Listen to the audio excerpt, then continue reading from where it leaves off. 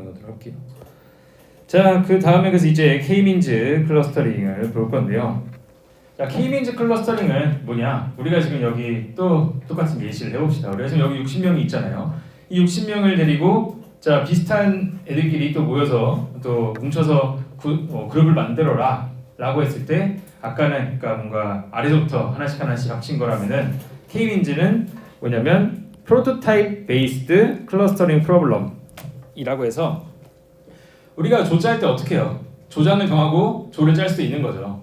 그래서 이렇게 지금 사람이 있으면 제가 그냥 대표 4명을 찍어요. 그 다음에 그 대표랑 가까운 애들끼리 한 조가 되게 대표를 뽑고 거기에서 뭉치는 자, 그러한 형태가 이 프로토타입 베이스드 클러스터링이라고 얘기를 합니다. 데이터가 전체 n개가 있는데 우리가 하는 거는 거기서 적당한 이 G라고 하는 Z라고 하는 형태를 뽑아내고 여기에 해당하는 형태로 X를 묶는 것을 최소화하는 형태로 목적을 한다라고 볼 수 있는 거예요.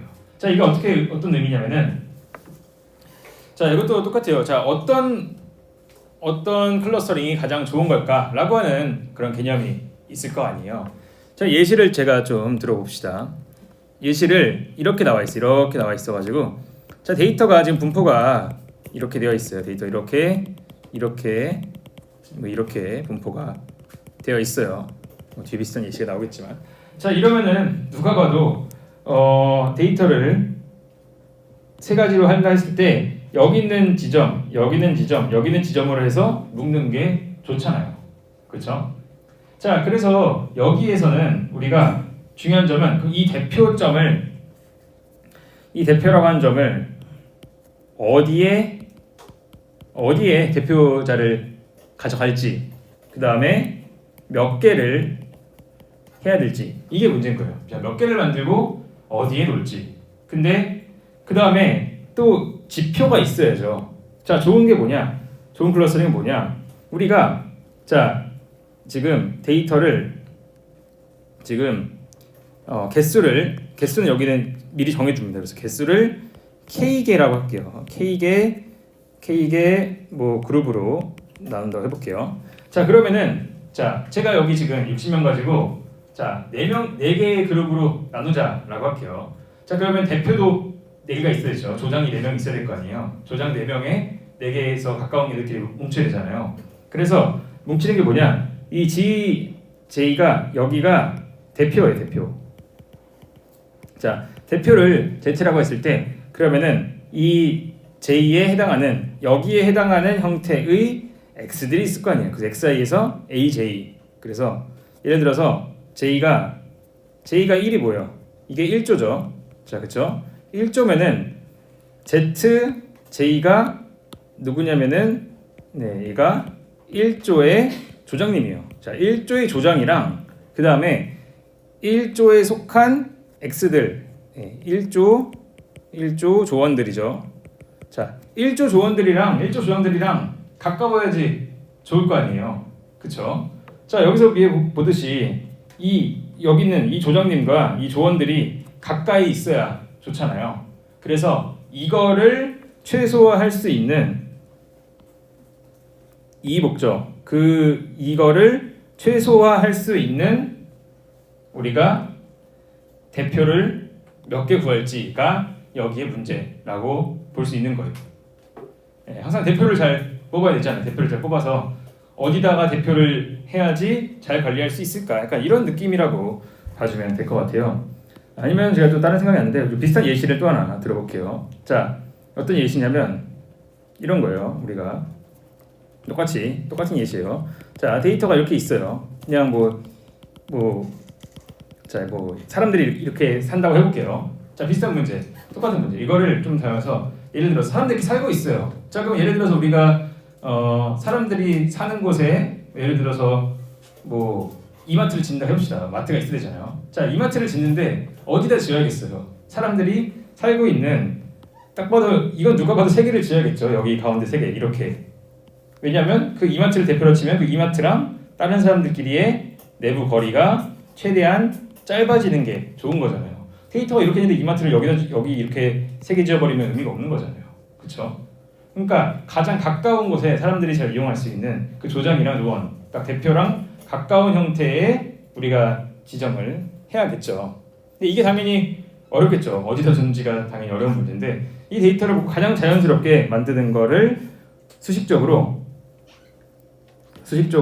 그래서 왜 사람들이 이렇게 살고 있는데 이 세계가 이마트를 여기다 짓는 것보다 왜 좋냐라고 하면은 우리가 아래에 있는 이런 관점에서 로스 펑션을 계산한다면 수학적으로 계산한다면 자 여기 있다고 해볼게요. 여기 이마트가 여기 있으면 얼마나 불편해요. 왔다 갔다 이렇게 할 거 아니에요. 그렇죠? 자 사람들이 이마트를 가장 잘 사용할 수 있는 그 지점에다가 놔야지만 제대로 된 클러스터라고 하는 게 묶인다. 약간 이런 느낌으로 좀 받아들이면 좋을 것 같습니다. 그래서 가장 대표에서 지점을 찍는 거라고 볼 수 있어요. 자 근데 그래서 우리가 이 약간 정량화는 됐어요. 그래서 정량적으로 이 내가 지금 얼마나 지금 이마트가 잘 돼 있는지 안 돼 있는지까지는 됐어요. 근데 문제는 그럼 어떻게 찾냐가 문제인 거죠. 이제 항상 우리가 이제 머신러닝 문제를 푸는 관점은 항상 그렇잖아요. 우리가 뭐가 좋은지를 직관적으로 알고 있는데 그거를 수치화를 시켜놓고 그 수치화 시킨 거를 어떠한 방법의 최적화 방법으로 어떤 직관으로 풀어 나갈까를 계속 지금 저희가 배우고 있는 거잖아요. 그래서 뭐 사실은 뭐 SVM이나 뭐 DT나 다 비슷하게 직관이 있었고 수치화하고 그걸 최적화한 알고리즘을 가는데 여기에 직관은 그 조가 있으면 클러스터가 있으면 그 클러스터의 대표랑 가까워야 한다는 게 이제 정량화된 수치로 만들었습니다. 자 그럼 이거를 어떻게 하냐라고 하는 데 있어가지고 여기서 알고리즘을 하나를 제시합니다. 자 이 알고리즘은 뭐냐면 말은 좀 어려운데 Expectation Maximization Procedure라고 하는 거라고 얘기를 해요. EM 알고리즘이라고 얘기합니다. 그래서 Expectation Maximization이라고 하는 문제인데, 자 이렇게 뭔가 대표를 정하는 문제가 어려운 게 뭐냐면 두 가지를 동시에 해결해야 돼요. 자, 두 가지가 뭐냐? 자, 다시 여러분들 60명 있는데 제가 대표를 뽑아가지고 근처끼리 이렇게 잡으라고 할게요. 첫 번째, 누가 대표를 할 거냐의 문제 있고요. 그러니까 대표가 어디 있을까? 누가 대표를 할 거냐가 문제 있고, 누가 이게 뭐 프로토타입이라고 하거든요. 누가 뭐 센터를 할 거냐? 센터로 할게요. 자, 누가 센터를 할 거냐의 문제. 자, 두 번째, 그래서 팀 배정은 또 어떻게 할 거냐? 이 두 가지 문제를 같이 고려해야 되는 거예요. 왜냐하면 센터가 여기 있어도 그럼 여기에 누가 저 팀에 들어갈 건데까지 결정을 해야 되는 거죠. 그 두 가지를 동시에 만족해야지 동시에 만족하는 위에 있는 이 수치를 가장 최소화할 수 있는 센터의 위치랑 센터의 팀 배정이 중요하다라고 볼 수 있는 거예요. 자, 그래서 이런 형태로 생각을 한다고 했을 때 어떻게 하냐? 그거를 따로따로 합니다. 첫 번째, 그래서 데이터를 첫 번째 expectation이라는 단계가 있어가지고 이 두 가지로 expectation maxim이 두 개 왔다 갔다 해서 EM 알고리즘이거든요. 처음에 expectation 일단 그러면은 배정부터 하는 거예요. 배정은 어사이닝에서 뭐 어떻게 하겠어요? 그냥 가까운 센터랑 가장 가까운 애들끼리 뭉쳐야겠죠. 뭉친 다음에 거기에서 얘가 우리의 센터가 맞는지를 해서 가장 가운데 있는 것을 센터로 점점 이동하는 그러한 형태라고 봐주면 될 것 같습니다. 자, 그래서 뭐 예를 들어서 예시를 조금 더 직관적인 예시를 몇 가지 더 하나만 들어볼게요. 센터하니까 예를 들어서 비슷한 느낌인 거예요. 예를 들어서 센터하니까 옛날에 그런 거 옛날에 센터 있잖아요. 그런 뽑고 아이돌에서 자 비슷한 거예요. 자 여러분들이 60명이 지금 아이돌이라고 생각해 봅시다. 아이돌 지망생 60명이라고 해볼게요. 그러면은 제가 4개 팀을 뽑아서 무대를 올린다고 할게요. 자 그럼 어떻게 해요? 비슷한 컨셉들끼리 가야 되잖아요. 귀여운 컨셉일 수도 있고 멋있는 컨셉일 수도 있잖아요. 그쵸? 그럼 초기 센터를 잡아요. 4명 잡아서 그럼 가장 쟤랑 비슷한 애들끼리 뭉쳐가요. 그럼 뭉치겠죠. 근데 그 내에서 근데 너가 센터하는 게 맞을까를 보는 거예요. 거기서 그럼 더 좋은 센터를 뽑아요. 그 다음에 그 더 좋은 센터가 바뀌면은 걔랑 가까운 애도 컨셉이 바뀌겠죠. 그럼 거기에 또 가는 애들이 생기겠죠. 배정도 다시 되겠죠.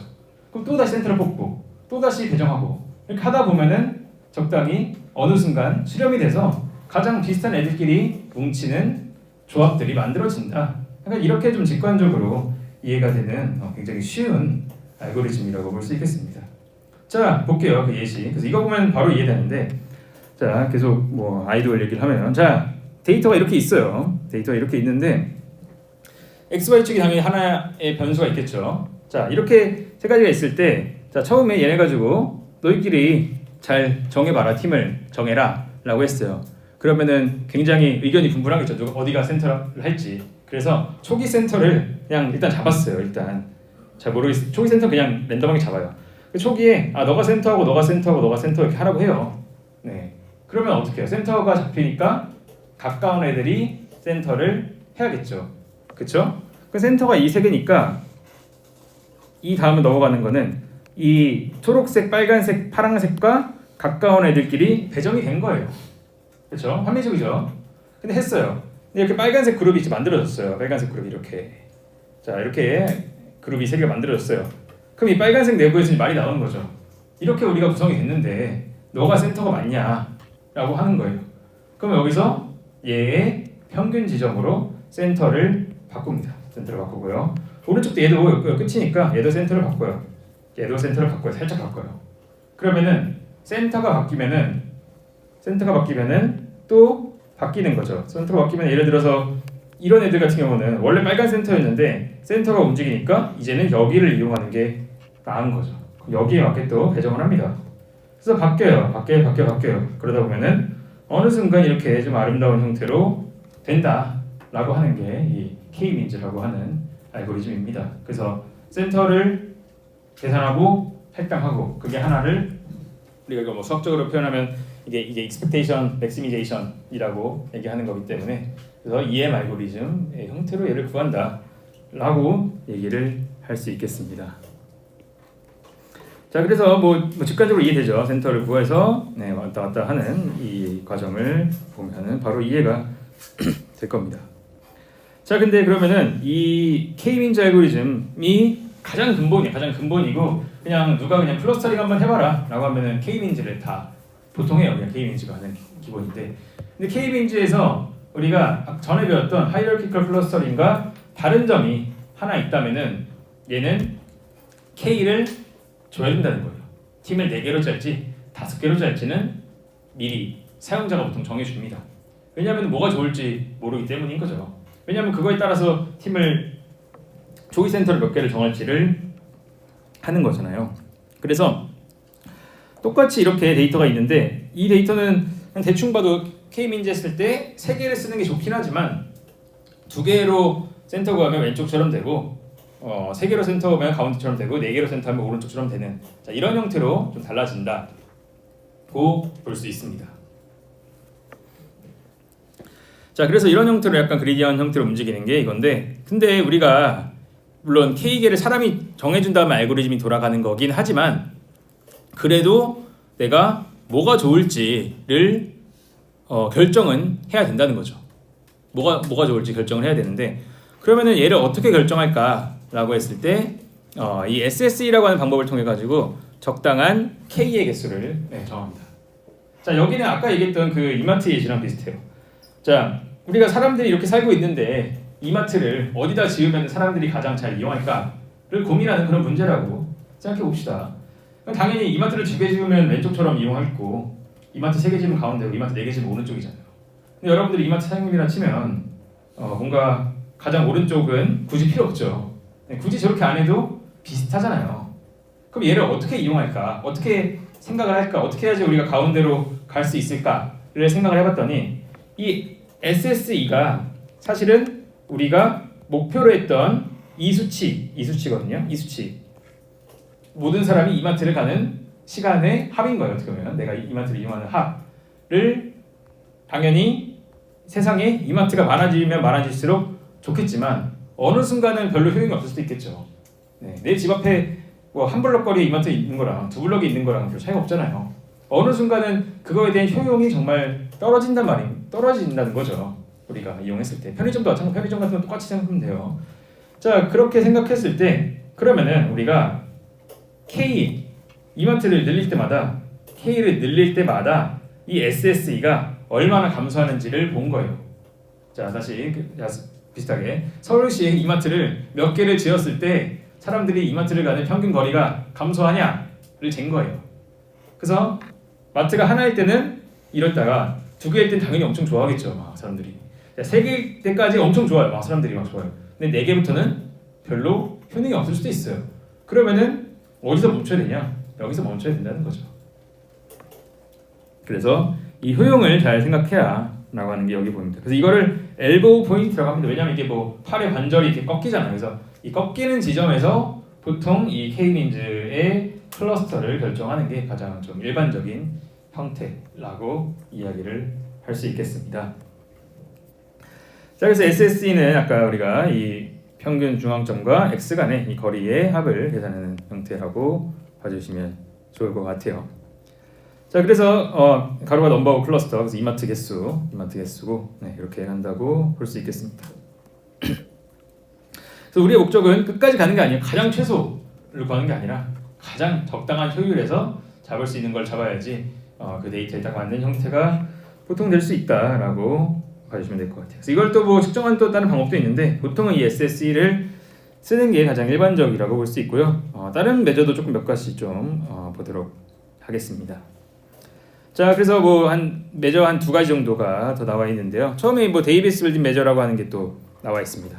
자, 이거는 뭐냐면 비슷한 거예요. 그래서 아까 이마트를 썼을 때 얼마나 사람들이 잘하냐 이걸 보는 건데 그거를 조금 더 다른 형태의 수식으로 표현을 하는 거예요. 이 클러스터링이 얼마나 잘 됐는지를 보는 건데, 자, 그래서 여기서 얘기하는 거는 자, 클러스터링의 성과는 이 컴팩트네스 오브 클러스터가 얼마나 딱 깔끔하게 잘 잘려져 있는지, 그 다음에 클러스터끼리는 또 멀리 떨어져 있어야 좋겠죠. 군집을 했을 때.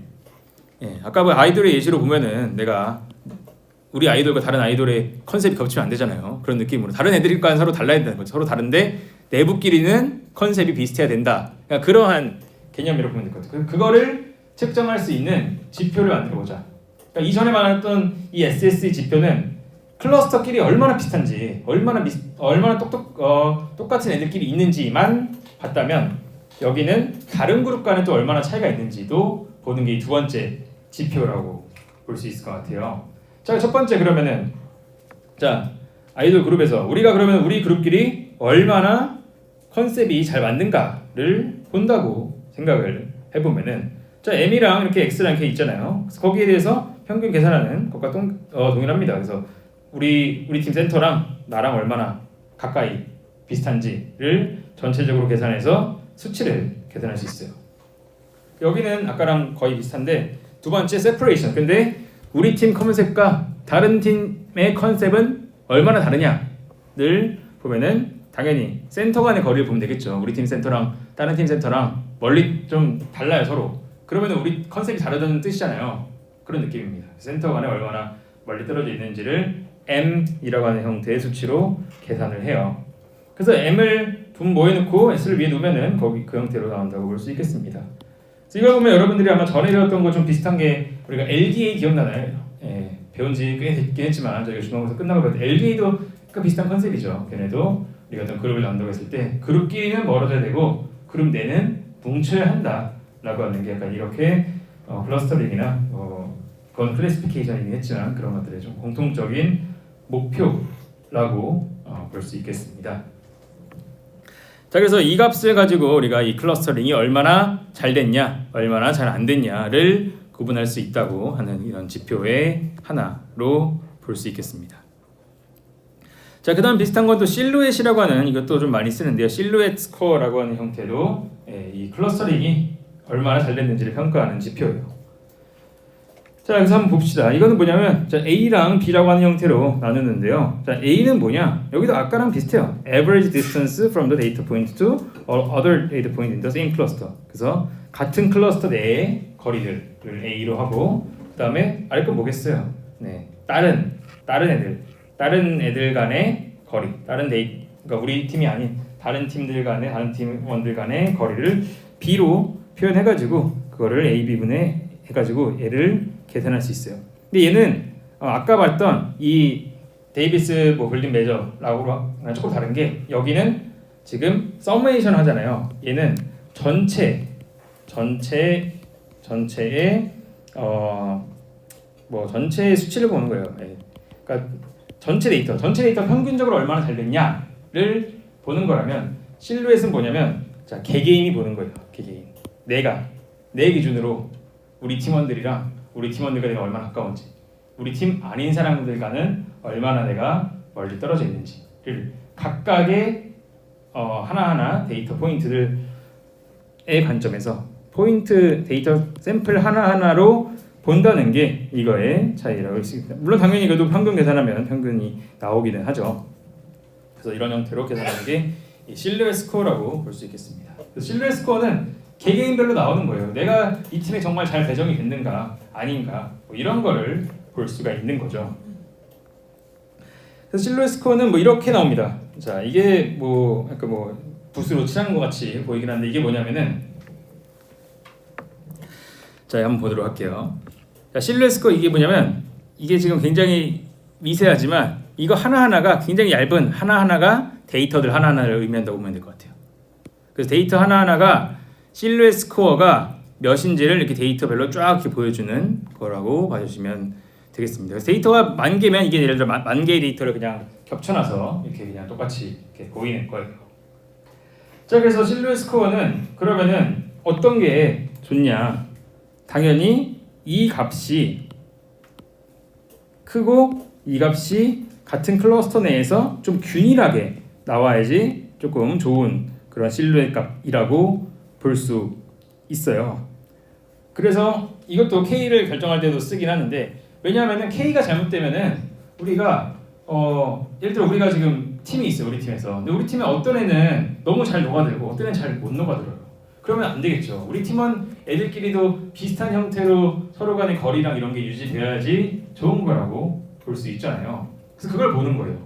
자, 지금 데이터가 지금 이런 형태로 있었다고 해볼게요. 이런 형태로 데이터가 일단 이 색깔은 없다고 볼게요. 색깔 없이 데이터가 이렇게 있다고 했을 때, 자 이거를 두 개의 그룹으로 나눠요. 아마 데이터가 이렇게 나눠지고 이렇게 나눠지겠죠. 그렇죠? 얘는 잘 된 걸까 안 된 걸까를 보면 그냥 대충 잘 돼 보이죠. 그래도 어느 정도. 그래서 이거에 대한 실루엣 결과가 지금 여기에 나와 있는 거예요.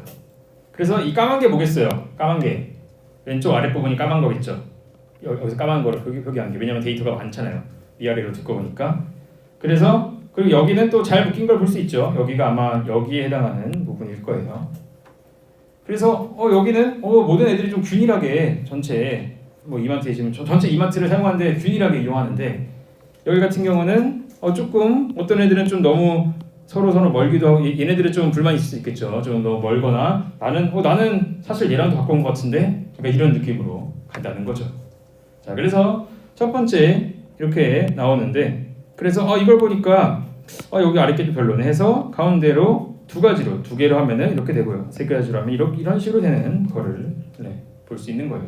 5가지로 하면 이렇게 되죠. 근데 이거를 보면은 제 생각에 그럼 좋은 클러스터링을 뭘까 하면 저는 개인적으로는 이게 가장 좋아 보이긴 합니다. 왜냐하면 클러스터 내에서 모든 애들 간의 그냥 거리라든가 이런 게 일관적으로 잘 되어 있잖아요.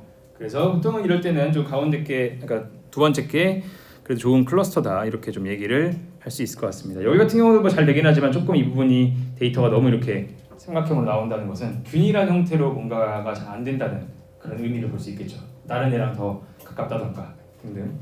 그래서 우리 개개인 입장에서 다른 애랑 더 어떻게 가까운지 이런 거라고 볼 수 있어요. 아무래도 데이터가 이렇게 있는데 데이터 이렇게 잘랐어요. 그럼 경계선에 있는 애들은 개개인의 입장으로 봤을 때는 그러니까 센터는 내가 저쪽에 가깝지만 다른 쪽의 사람들과 더 가깝다. 약간 이렇게도 볼 수가 있는 거거든요. 그래서 개개인의 관점에서 이런 형태로 좀 볼 수가 있겠습니다. 그래서 개개인의 관점을 보는 게 이 실루엣 스코어라고 하는 형태라서 이걸 보고 좀 전반적으로 그냥 균일한 형태로 가는 게 그래도 좋은 좀 클러스터링의 결과다. 그래서 이거를 할 수 있는 K 개수를 구하는 것이 중요하다라고 얘기할 수 있겠습니다. 자, 그래서 이런 형태로 가는데요. 근데 또 중요한 게 뭐냐면 자, 이 K민즈의 단점이 또 하나 있어요. K민즈 단점. 단점이 뭘까요? 아까 처음에 센터를 정할 때 그냥 눈 감고 센터 고른다고 했죠. 너 해서 시작한다고 했죠. 물론 대충 그렇게 해도 잘 찾아가기는 해요. 하지만 어떨 때는 그게 좀 잘 안 될 때도 많거든요. 왜냐면 초기 센터를 그냥 눈 감고 찍기 때문에 그 사람들이 이제 좀 고민을 하는 거죠. 그럼 센터를 어떻게 좀 잘할 수 있을까? 좀 그래도 대표할 수 있는 애가 초반부터 뽑혀야지 그래도 뭔가가 잘 되는데 이렇게 하는 거예요. 자, 예를 들어서 아래 그림 볼게요.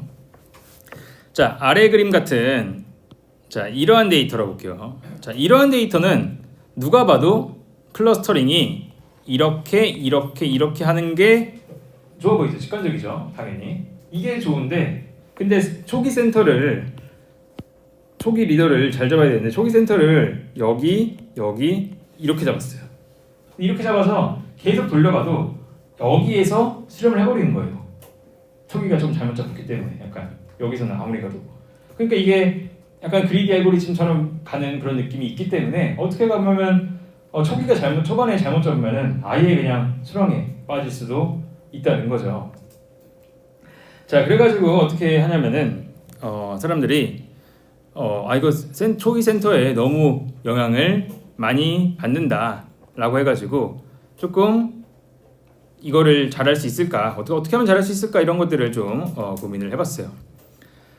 그래가지고 예를 들어서 어떤 사람이 계산했어요. K가 10개일 때 정말로 좋은 센터가 있다고 가정하고 거기에 좀 들어갈 확률을 계산해 보니까 뭔가 잘 안 나오는 거예요. 생각보다 초기를 잘 잡는 게 어렵다라고 나온 거죠. 그래서 이게 나오면 사람들이 이제 또 논문을 쓰고 관련해서 연구를 또 시작하겠죠. 어떻게 해야지 내가 잘할 수 있을까라고 해서 나온 게 이제 K민즈 플러스라고 하는 게 나왔습니다.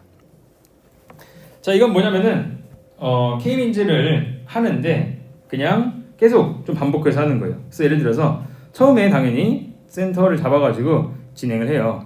근데 뭔가 계속 반복을 하면서 새로운 센터들을 계속 좀 뽑아보는 거예요. 데이터의 분포를 보면서 그 센터를 조금 더 똑똑하게 뽑는 방법이 K민즈 플러스라고 하는 방법이라고 볼 수 있어요. 그래서 어떻게 하는 거냐면 센터를 일단 뽑아요. 센터를 초반에 이니셜 포인트 센터를 뽑고 근데 그 센터들을 보면서 다른 그 거기에 해당하는 각각의 데이터에 대한 거리를 이렇게 계산한 다음에 새롭게 좀 새로운 데이터에 대해서 좀 균일하게 데이터들이 나올 수 있게 그런 형태로 좀 센터를 뽑는 형태로 하면은 조금 더 나아진다라고 하는 이런 것도 있고요. 아니면은 그냥 센터를 뭐 나중에 다른 방법은 뭐 10번 반복해서 가장 좋은 걸 쓴다 뭐 이런 것도 방법이고요. 아니 센터를 원래 있는 뭐 데이터에서 뭐 평균을 사용한다 이런 것도 뭐 방법이고 다양하게 있는데 그런 것들을 좀 해결하는 방법이라고 볼 수 있겠습니다. 그다음 뭐 비슷하게 뭐 C민즈 알고리즘 그리고 다시 K민즈거든요. 이 알고리즘 이름을 얘기하는데 K민즈라고 하는 방법인데 이 K가 몇 개를 정할지 이 K개 지금 센터를 몇 개부터 시작할지 클러스터의 개수를 K개로 정한 다음에 그거에 대해 평균이라는 걸 계산해서 한다. 그래서 뭐 K민즈 이렇게 얘기를 할 수 있겠습니다. 비슷하게 뭐 C민즈, 퍼지 C민즈 뭐 이런 것도 나와 있어요. 여기 같은 경우는 뭐 크게 뭐 어려울 건 없는데 그냥 퍼지라고 하는 게 단어가 들어가면 어떤 거냐면은 약간 뭔가 좀 애매하고 제대로 표현이 안 되고 이런 걸 보통 퍼지하다 이렇게 얘기를 하거든요. 여기 뭐냐면 우리가 K민즈는 무조건 얘가 여기 속한다라고 하는 게 확실하게 정해지는 거예요. 근데 퍼지는 내가 여기 갈 수도 있고 저기 갈 수도 있고 이런 것들을 조금 확률적으로 표기해가지고 하는 게 퍼지 C민즈 알고리즘이라고 볼 수 있겠습니다.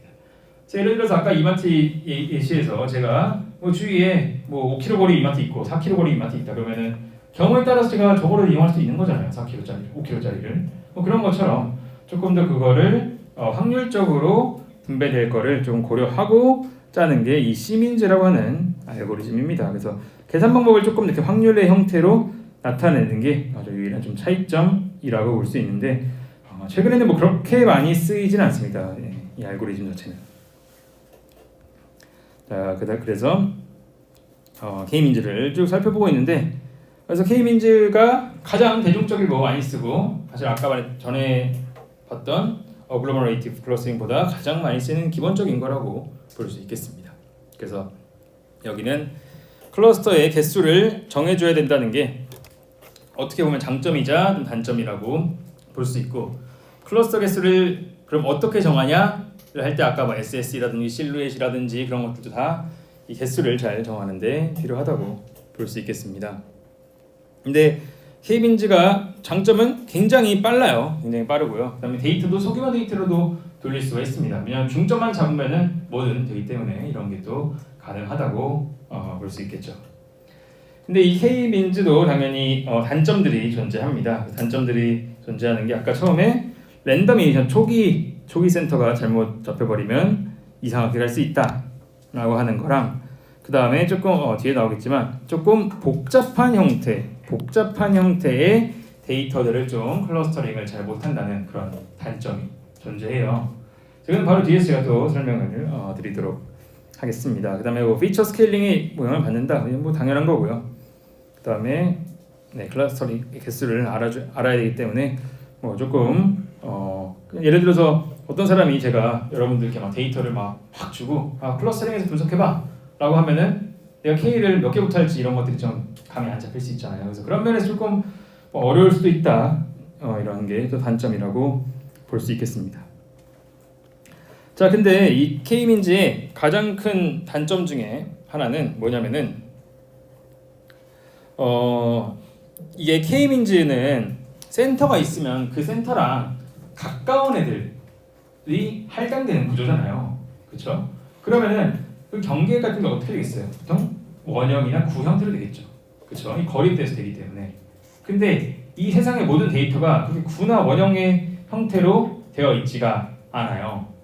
그럴 때는 K민즈가 잘 안 될 때가 있습니다. 그래서 예를 들어 어떤 게 있냐면 K민즈 첫 번째, 사이즈가 데이터 크기가 다를 때 조금 잘 못하는 경향이 있어요. 데이터가 이렇게 나누고 이렇게 있거나 뭐 이런 형태로 데이터 분포가 좀 이렇게 좀 특이하게 되거나 이럴 때 잘 못하는 경향이 있고요. 가장 큰 문제점 중에 하나가 예를 들어서 뭐 이렇게 돼야 되는데 이렇게 데이터를 사이즈에 상관없이 잡아버리는 이런 경우도 있고요.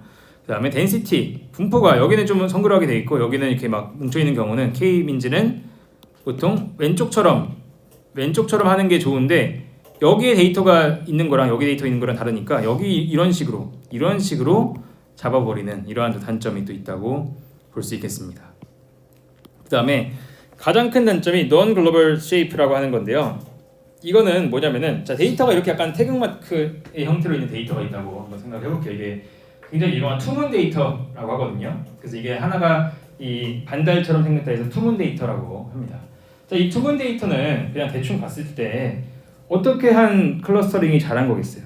이렇게 한 게 좋은 클러스터링이겠죠. 직관적으로 봤을 때. 근데 K민즈는 절대로 이거를 해결할 수가 없어요. K민즈는 센터를 잡고 이 센터랑 가까운 애들끼리 하니까 무조건 이렇게 선을 그어가지고 좀 딱 이분법적으로 나타내는 거밖에 할 수가 없습니다. 그래서 이렇게 뭔가 원형이나 깔끔하게 떨어지기 어려운 그런 것들을 K민즈는 근본적으로 처리를 하기가 어렵다고 볼 수 있는 거예요.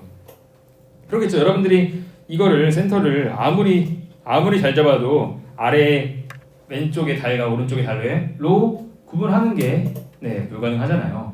그래서 이게 안 되니까 사람들이 어떻게 보면 사실 우리가 현실에서 다루는 데이터는 가운데 있는 이런 것처럼 깔끔하게 떨어지거나 하는 데이터가 많지 않은데 그러면 이런 거를 내가 어떻게 처리하냐라고 하는 거죠. 이건 약간 전에 우리가 배웠던 우리가 디멘션 리덕션 때도 배웠잖아요. 약간 이런 좀 non-global이나 non-linear한 타입의 중요하다. 그래서 그때도 막 뭐 이소맵 같은 거 통해서 구하는 것도 배웠잖아요. 그것과 약간 비슷한 결이라고 볼 수 있어요. 그래서 K민즈도 이게 안 된다 라고 하는 큰 단점이 있습니다. 그래서 그럼 얘를 어떻게 처리할까 해서 나온 알고리즘이 이제 바로 다음에 배울 DB스캔이라고 하는 알고리즘이라고 볼 수 있겠습니다. 자, 이 DB스캔 알고리즘은 뭐냐면은 이것도 약간 직관적으로 할 수 있는데 우리가 전에 이 피처 뽑는 거 있잖아요. 그 디멘션 리덕션을 좀 생각해 보면은 우리가 MDS 기억나나요? MDS나 그런 형태로 우리가 가까운 데이터끼리 이렇게 해가지고 뭔가 가면은 그런 것들을 좀 처리할 수 있다고 얘기를 했잖아요. 뭐 기억 안 나도 상관없습니다. 자, DB 스캔도 비슷하게 하는 거예요. 비슷하게 하는 건데, 자, DB 스캔은 어떻게 하냐면은, 자, 제가 여기 또 똑같은 예시 드릴게요. 60명 이렇게 있어요. 자, 60명이 있다고 했을 때 알아서 조를 짜세요라고 한다고 하면은 보통은 우리가 비슷한 애들끼리 이렇게 또 뭉쳐야 되잖아요. 그러면은 전에도 비슷한 애들끼리 뭉쳤는데 이거는 조금 더 그거를 정말로 약간 친구 같은 그런 개념으로 좀 가져오는 게 density based clustering이라고 하는데요. 얘는 뭐냐? 내가 데이터가 그러니까 여러분들 조 짤 때 이렇게 많이 할 거예요. 조 짤 때 내가 자 조를 짜야 돼요. 일단 내 친구랑 해요. 또 친구가 없어요. 그럼 그 친구의 친구랑 하고 그 친구가 친구 물어오고 저 친구가 친구를 물어와서 조를 짤 수 있잖아요. 이런 개념이에요. 친구의 친구의 친구를 묻고 이런 형태로 해가지고 우리가 점점 우리 그룹을 점점 키워가지고 하는 그러니까 그러한 알고리즘이 이 DB스캔 Density Based Clustering이라고 하는 형태라고 볼 수 있겠습니다. 자, 그래서 이걸 뭐 DB Density Based Density를 좀 고려해서 하는 거라서 DB스캔이라고 이야기를 하는데요. 그 데이터들이 이렇게 뭔가 하나씩 있으면은 우리가 클러스터가 덴스 데이터들이 있으면은 그것을 나눠 가지고 어떻게 우리가 좀 불규칙적으로 나오기 때문에 가장 중요한 거는 데이터 포인트 하나씩 가져가는 그런 게 중요하다. 그래서 그런 관점에서 만든 게 DB스캔, Density Based Spatial Clustering of Application with Noise라고 나와 있는데, 그래서 이 밀집된 그런 부분들을 하나씩 쫙 가져가는 이런 게 목적이라고 볼 수가 있는 거예요. 그래서 예시를 드리는 게 훨씬 더 여기서는 편할 것 같은데요. 자, 그래서 중요한 점은 자 이제 친구와 친구로 이렇게 뭉치는 이런 개념이라고 근본적으로 말씀드렸습니다. 자, 그래서 세 가지가 있어요. 자, 우리가 여러분들의 이제 친구들을 좀 생각해 보세요. 친구들 생각해 보면은 친구들이 뭐 같이 뭐 술 먹거나 만나거나 할 때 한 세 가지 부류로 우리가 나눌 수가 있습니다. 첫 번째 코어 포인트라고 하는 게 있고요. 보더 포인트, 노이즈 포인트가 있는데 코어 포인트라는 건 뭐냐면 넘버 오브 포인트가 내가 뭐 조금 예시를 들자면은 코어 포인트 예를 들어서 친구들 사이에서 그냥 인싸 같은 느낌이에요. 가장 친구도 많고 그래서 내가 특정 거리에서 데이터가 친구가 예를 들어서 뭐 5개라고 할게요. 자, 내 주위에 친구가 5명 이상 있으면 걔는 코어 포인트라고 해요. 그래서 뭔가 친구를 내가 모을 수 있는 녀석인 거죠. 코어 포인트. 자, 이런 코어 포인트가 있고요. 항상 그렇지만 우리가 인생을 살다 보면은 이렇게 코어 포인트처럼 친구가 많은 애도 있지만 나는 친구는 별로 없지만 코어 포인트 하나랑 친한 애도 있을 거 아니에요. 그렇죠? 내가 술자리를 만들 능력은 없지만 이 친구가 불러줄 때 가는 사람도 있잖아요. 는 우리가 보더 포인트라고 합니다. 이 보더 포인트는 내가 5개, 친구 5명은 없어요. 5명은 없지만 근데 내 친구 중에 한 명이 코어 포인트가 있어가지고 그 친구가 불러줄 때 가는 게 이 보더 포인트라고 얘기합니다. 걔까지는 묶어주는 거예요. 근데 또 좀 안타까운 친구가 있죠. 이제 코어 포인트도 아니고 보더 포인트도 아닌 친구들이 있을 거 아니에요. 뭐 제 친구 한두 명은 있지만 걔네가 또 이렇게 뭐 코어도 아닌 애들 그런 거를 노이즈 포인트라고 합니다. 그래서 약간 좀 따로 노는 그렇게 세 가지로 분류를 해요. 자, 그래서 분류하면 어떡하냐? 코어 포인트, 보더 포인트끼리 쫙 뭉쳐가지고 하는 것들을 클러스터. 다른 데서 또 만드는 거 클러스터 해가지고 만드는 것이 이 DB 스캔이라고 보면 될 것 같아요. 자, 그럼 이 DB 스캔은 어떻게 하냐? 우리가 정해줄 수 있는 파라미터가 두 가지가 있습니다. 파라미터 두 가지. 첫 번째, 뭐 기준이 있겠죠. 내가 레디어스 근처에 얼마나 가까이 친구가 있어 내가 친구로 인정할 거냐 그 거리를 좀 설정을 해줘야 됩니다. 보통 뭐 아무튼 적당히 하겠죠. 자, 내 근방의 친구가 얼마나 있냐를 보는 걸까? 근방이 얼마냐를 보는 거고요. 두 번째, 미니멈 샘플. 내가 몇 명 이상 친구가 있어야 얘를 코어로 인정해 줄 거냐? 당연히 이건 데이터마다 다르겠죠. 데이터마다 다른데 몇 명 이상 미니멈 샘플 코어로 가기 위해서 최소한의 친구가 몇 명이 있어야 되냐라고 하는 거예요. 자, 그래서 한번 봅시다. 자, 데이터들이 지금 이렇게 점점점으로 이렇게 나와 있다고 해볼게요. 자, 미니멈 샘플을 5라고 하고요. 지금 거리는 이렇게 표현했습니다. 자, 그러면은 하나씩 보도록 할게요.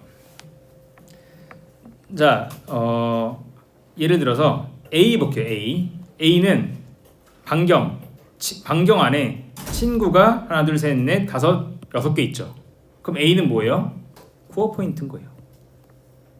비슷하게 예를 들어 얘 같은 경우는 얘도 만약 근방에 5개가 있다? 얘도 코어 포인트. 얘도 있다? 코어 포인트. 이렇게 친구가 5명 있는 애들끼리 뭉쳐가지고 서로 이렇게 연결되면 걔가 코어로 되는 거죠. 자, 근데 아까 말한 이 B라고 하는 친구 있어요. B 친구. B 친구는 친구가 주위에 1명, 2명, 3명인 거죠. 그러니까 B는 이제 안타깝게도 코어 포인트 나는 거예요.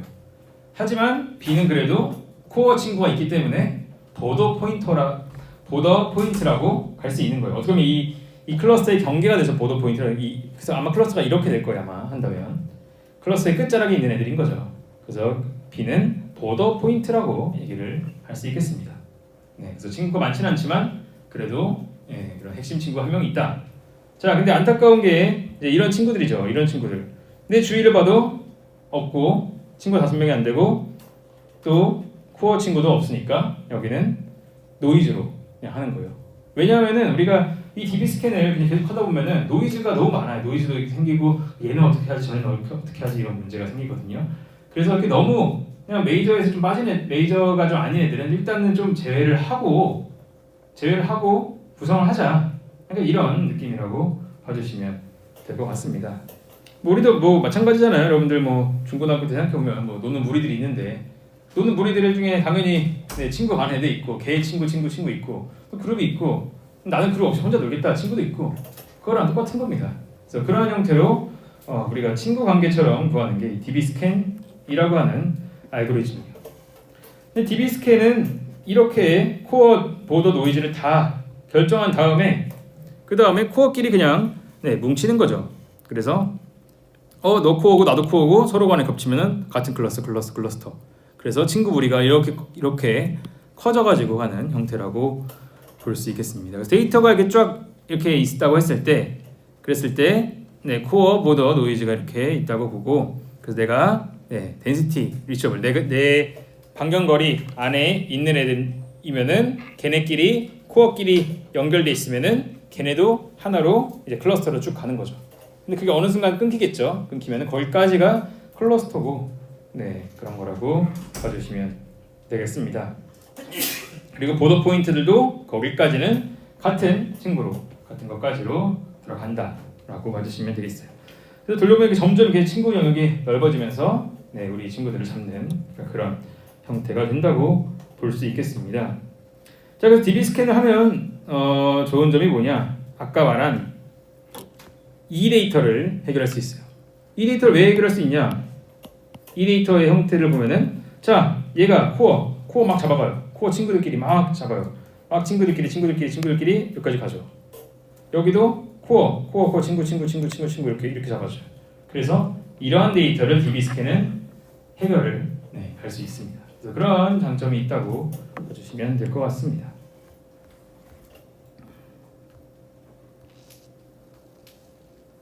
그래서 DB 스캔의 친구들 이렇게 하는 형태라고 볼 수 있겠고, 그래서 우리가 결국에는 중요한 거는 이 두 가지, 거리랑 친구 몇 명을 할지 이거를 잘 결정을 해야 된다라고 봐주시면 될 것 같습니다. 그래서 근데 이게 사실은 좀 어려워요. 그래서 이걸 또 보면서 얼마나 네이버 디스턴스가 얼마나 넘는지 이런 거를 좀 보면서 하는 건데.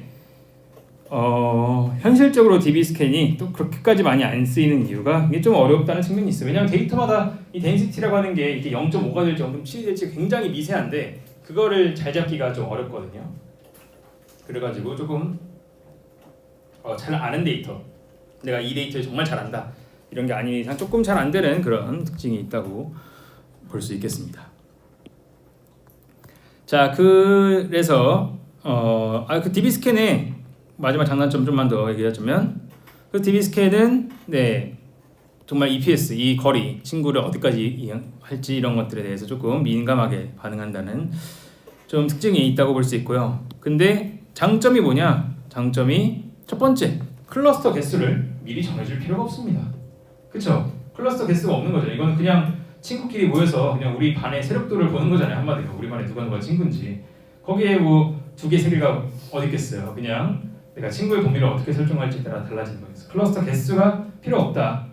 자, 그 다음에 두 번째 아까 말했던 이렇게 투문 데이터나 이렇게 복잡한 형태가 친구끼리 타고 가면은 쉽게 적용이 되기 때문에 이런 게 또 잘 될 수 있다라고 하는 또 이 장점이 있을 수 있겠습니다.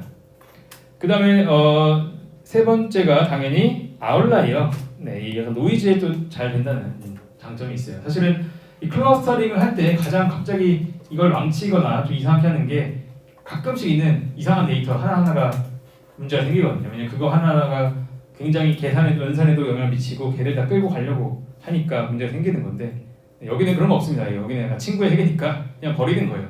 그런 애들은 빼고 가자라고 하는 게 이 DB 스캔의 메소드라고 볼 수 있겠습니다. 그래서 좀 내가 데이터에 좀 노이즈가 많다 이런 경우에는 일반 K민즈라면 너무 그거에 예민하게 반응해서 생각지도 못하는 형태로 잡힐 수가 있는데 얘는 과감하게 그런 거를 좀 버리고 간다는 그런 특징이 있습니다. 그다음 뭐 단점 위크네스 같은 경우는 좀 일단 이 분포에 대해서 좀 너무 민감하게 하기 때문에 잘 사용하기 좀 어렵다는 단점이 있고 또 너무 데이터 디멘션이 높고 이러면은 좀 어렵다는 또 단점이 있습니다. 데이터 디멘션이 높아질수록 모든 데이터 간의 거리 같은 게 좀 멀어지고 좀 스파스해지는 그런 경향이 있고 스파스라고 해서 데이터끼리 좀 멀어지는 현상이 있어요. 그래서 그러니까 이게 우리가 그냥 이렇게 2차원에 있을 때는 나랑 쟤랑 가깝고 이게 간단한데 고차원으로 갈수록 내가 쟤랑 가까운 건지 먼 건지 이런 게 사실은 계산이 어렵거든요. 그래서 이게 그냥 단순하게 이 거리 안에 있다고 나의 친구다라고 말하기가 조금 어려울 수 있다고 볼 수 있는 거죠. 세 번째로 당연히 하이퍼 파라미터의 이런 거에 EPS 지금 0.5에서 0.4로 바꿨는데 엄청나게 지금 결과가 다른 거를 볼 수 있겠죠. 그래서 이런 거를 좀 보면 될 것 같습니다. 네, 그래서 이런 형태로 지금 클러스터링 메소드 크게 세 가지를 봤고요. 근데 근본은 K민즈, 근본은 K민즈다 정도 알아주시면 될 것 같고, 근데 이제 클러스터링은 가장 큰 문제가 우리가 좀 해석이 가장 어렵습니다. 해석이랑 그다음에 이게 정말로 잘 되는 건가 이런 게 좀 어려워가지고 실제로 논문하거나 연구하거나 할 때 좀 어려운 경우가 있는데 보통은 이거에서 클러스터링을 중요할 때는 그냥 해석하는 게 가장 중요해요. 해석에서 가장 많이 쓰이거든요. 그래서 내가 이거 데이터를 적용해야 되는데 보통 우리가 머신러닝을 한다고 쳐요. 가끔씩 우리가 머신러닝을 하는데 성능이 안 나와요. 당연히 안 나올 가능성이 높거든요. 여러분들이 뭘 하면은 그 왜 안 나올까를 분석하는데 데이터는 뭐 지금 10,000개고 너무 알기 힘들어요. 그럴 때 클러스터링을 해서 이런 클러스터 좀 잘하네, 저런 클러스터 좀 못하네 이런 경우 좀 나눠가지고 분석을 하거나 그래서 좀 개선을 하거나 이런 거 할 때 좀 많이 쓰인다고 볼 수 있을 것 같습니다. 그래서 예를 들어서 어떤 나중에 취직을 해서 이마트에 취직을 했는데 여러분 사장님이 고객 데이터 분석 좀 해봐라고 했는데 고객이 몇몇 명이 오는데 그거 어떻게 분석해요? 그럼 제가 클러스터링해서 한 4가지로 나눴다. 중년도 있고 청년도 있고 멀리 오는 사람도 있고 그럼 이런 사람들 이런 소비를 한다. 이런 것들이 조금 더 쉽게 볼 수 있다는 거죠. 그런 거 할 때 좀 유용하게 쓰이는 게 이 클러스터링이라고 하는 알고리즘이라서 보통 클러스터링을 하고 클러스터를 좀 라벨을 합니다. 그래서 아까 말한 장년층의 구매층, 젊은 구매층, 이건 여성, 남성 이렇게 할 수도 있고요. 그래서 그런 것들을 좀 라벨링을 해가지고 적절한 의미를 부여하는 것이 중요하다라고 볼 수 있겠습니다. 네, 그래서 오늘 클러스터링은 여기까지 했고 아마 다음 마지막으로 뉴럴 네트워크를 조금은 다뤄볼 거예요. 물론 이 뉴럴 네트워크는 2학기 때 딥러닝이나 인공지능 수업에서 훨씬 더 다룰 거지만 간단하게 좀 다뤄야 될 것 같아서 한 번 정도 더 할 것 같습니다. 그래서 다음 주는 이제 다음 주 월요일은 휴강이고 아마 조교 세션 필요하면 영상을 올리던가 할게요. 아무튼 진도는 그래도 다 나갈 수 있으니까 동아리 가시고 10일 정도까지 일단은 10일에 저희가 시험 볼 거잖아요. 시험 보는 거는 아마 6월 10일에 아마 볼 것 같은데 그것도 제가 공지사항을 올리도록 할게요. 6월 10일 아무튼 제가 좀 보고 네, 아마 중간고사 기간에 보지 않을까. 네. 기말고사 기간에 보지 않을까 싶습니다. 네, 그럼 여기서 오늘 강의 마무리하도록 하겠습니다. 예, 감사합니다.